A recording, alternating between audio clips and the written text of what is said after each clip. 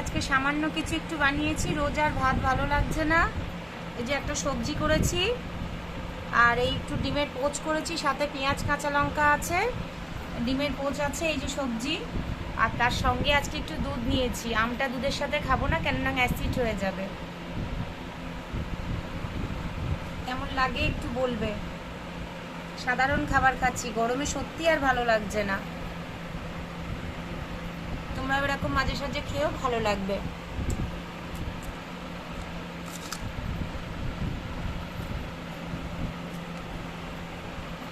সবজিটা বেশ ভালোই হয়েছে, বড়ি টড়ি দিয়ে করেছি তো, বেশ ভালো টেস্ট হয়েছে। দেখো বড়িগুলো সাইজ দেখো, বড়িগুলো সাইজ দেখো, খুব সুন্দর হয়েছে। দেখো কেমন লাগলো একটু বলো। তোমরাও এরকম করে খেও।